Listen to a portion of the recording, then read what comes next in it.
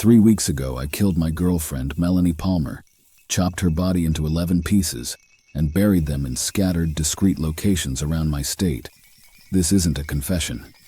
Well, I guess it is, but that's not the driving force behind this admission. I don't expect any empathy or any guidance. I don't even expect anyone to take this seriously. Me? All the prerequisites have been said, though I suppose it wouldn't hurt to give you a rundown. I'm not what you'd call striking, though I've always made it a point to blend and flow with society, to delicately veneer my true nature with a cordial persona, however contrived. Maybe we've met. Probably not. If we have, good luck pegging a name on me, or for that matter, finding me at all. Melanie wasn't my first victim, it's just that all the others were animals from all different clades: fish, birds, mammals, reptiles. It's fascinating how each organism reacts in its own way.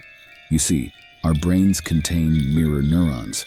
They're responsible for that pity you feel when a wounded dog comes whimpering by your heel, and for the lack of it when a creature expresses pain in a manner you're unused to. Honestly, it's fucking shallow, but it's the human condition. Except I'm human, and I'd like to say I'm past all that sickly sweet bullshit. Let's be honest. Feelings are a hindrance more often than not. So, the trustworthy thing to do is observe. I mentioned dogs already. They always end up being a mess, screaming, writhing, and contorting their limbs as if the thumbtacks in their eyes are going to kill them. The idea of having kids has always been off-putting to me. Dealing with an indignant mutt is just as tedious. Chickens fuss a bit, then sort of freeze up once they realize flight isn't an option, pun intended. The first few times it's funny, but it gets old. I could go on. If it makes you feel better, call me a coward. Take all the jabs you want. The fact I haven't killed people, well, until now, just offers a cheap avenue for insult. Even when the rational part of your brain is relieved, I stuck to animals. There are no tangible strings of influence I have over anything anymore. So if nothing else, be sincere. Mourn the dead. And for your information, I say this not out of empathy. Nothing bores me more than loafing around. Don't stew in resentment. Get on with your damn lives. Okay, now all that's clear, I can get into why I'm even writing this. 5 days went by without a hitch, and that's when I started seeing it. Nothing intrusive at first. I'd spy a figure in the distance, swaying gently as reeds shimmering in the wind. The first time it was nothing but a fleeting curiosity. The second time it lodged inside my brain like thorns in a boot sole. An old man told me once, a house can be haunted, but so can we. I know he was referring to memories, trauma, regret, but I don't carry those burdens. Maybe the universe sought to level the playing field, I don't know. I see that figure everywhere now, half obscured at the end of a grocery store aisle, standing on an overpass while I'm driving along the highway. Sometimes in places that make no sense, physically speaking, like behind the stove extractor fan, small as if distant yet contained in such a tiny space. By itself, not so scary. Of course, I wouldn't be here if things didn't worsen. When I stare at that thing, my head starts to pound. A static thrumming in my ears. Feels like everything else starts to crumble away, except the figure. It only grows clearer the longer I gaze into its rippling silhouette. Let me tell you, nothing scares me. Not really. As long as I still have my agency. But whenever I notice it swaying against the ashen sky, it's as if something outside of myself is sticking toothpicks between my eyelids. Leather straps around my limbs, holding me in place only to stare at the loose segments, rippling with the haze of a mirage and the swaying of kelp. The more I watch, and the less my thoughts wander, it approaches. I never see it moving, but it gets closer, sharper.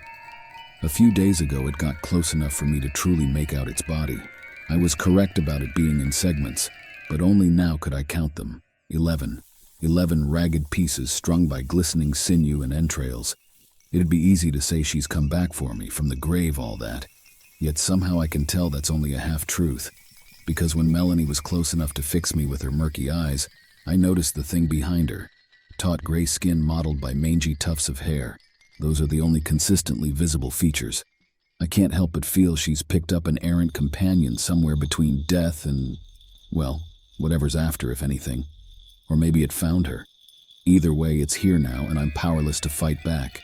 It can't be some form of post-mortem vengeance. Otherwise, why would it drive its blackened and chipped nails up into Melanie's exposed organs, twisting gargled screams out of her like some macabre conductor? Why would it coil and squeeze its phlegmy, splitting tongues through her nose and ears and mouth? All the while it fixes me with a glare through the gap of her neck, flat, shark-like eyes somehow conveying a perversion so far past my own, it sickens me. I really don't know what it wants. For me to feel like all those little animals did? Possibly, although that feels a bit facile when I see the look in its eyes. I realized it wasn't Melanie herself wavering in the air after I saw the thing's torn and ancient rags drifting lazily around her sides, as though underwater. From there, the world faded. Slowly, things just vanished. Number 17 across the street was replaced by monotone ground, a lumpy rock plain, and so it went for everything else. The looming forest hills to the east are gone. The main road leading out of town is gone. The entire industrial estate is a couple of streets over. You get the picture. Just barren stone in place of what once was. The fear stagnated at first, then bubbled up with a needling ferocity.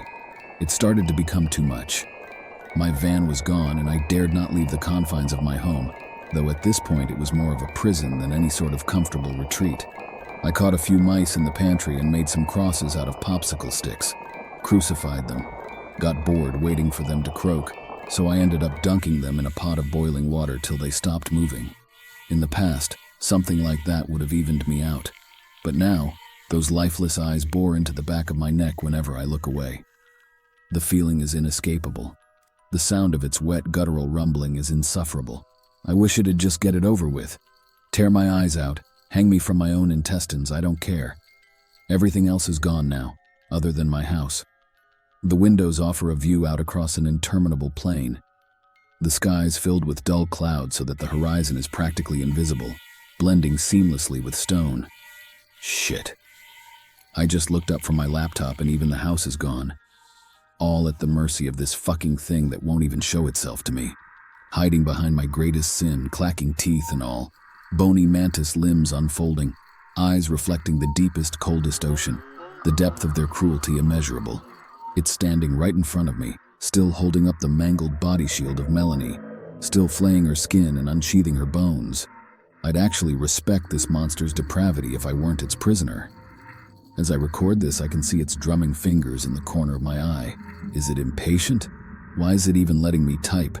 I think it wants me to cast out my message in a bottle so it can be lost to the waves. It knows no one will ever read it. Though if anyone does, I doubt they'd spare any empathy to seek me out. To that I say, fair enough, I'm a lot of things, but a hypocrite I am not. Haven't felt hungry in a while, or thirsty. I don't even feel tired, and I've been awake for, a week, 2? I've resigned to this fate, so I tried smashing my head into the ground over and over, desperate to end this nightmare. All it's done is give me a splitting headache, not a drop of blood. It's laughing now. That's all I can equate its hacking rasps to.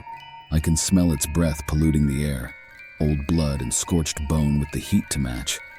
Melanie's screaming too, with whatever's left of her vocal cords.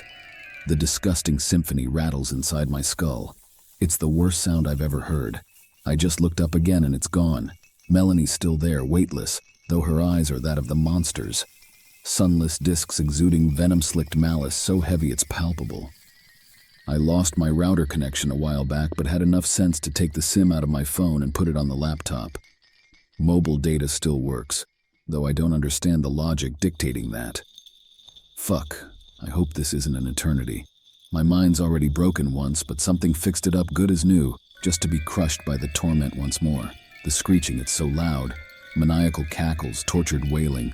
They already sound the same to me. It's not fair. What other psychotic piece of shit like me has been sentenced to something like this? People whose boundless savagery makes me look like a law-abiding citizen, where all they got were life or death sentences. It isn't fair. My body's frozen stiff. From terror or some unseen force, it's impossible to tell. I can feel the moist waves of its stinking breath on my neck. Stop it, please. It isn't fair. Is that what she thinks? I can't what? I didn't write that. I want to click post right now. It's just fucking ironic. In these last moments, I'll never have a connection to anyone anywhere else. The words are lost on me. Say, Melanie, what do you think? The way its fingers unfold in my peripheral like a massive spider uncurling its legs, my spine's itching. She thinks you've said enough. My thoughts exactly. Why? Why are you tainting my last words? It's not fair. This isn't fair. Oh, but it is. Now you can be with her, never again lonely. Fingers creeping across my eyes, peeling dry skin. It crackles and crunches by my ear, one extending with so many joints. So many, so loud. Like gunfire, ears hurt. Look, she's waiting for you. Melanie hangs festering before me. Her legs sway limply, toes grazing smooth stone. I never thought a sight could make a person so nauseous. Go fall into her arms and drown with her. Drown in the sweet song of your sin for all time. Her arms in pieces, broken, violated. I only meant to. Come now. Well, what else is there to do? I have to go now. She's waiting in some form or another. To my friends and... No, it doesn't even matter. Each and every one of us will be forgotten given time. God knows I've been given more than enough of that.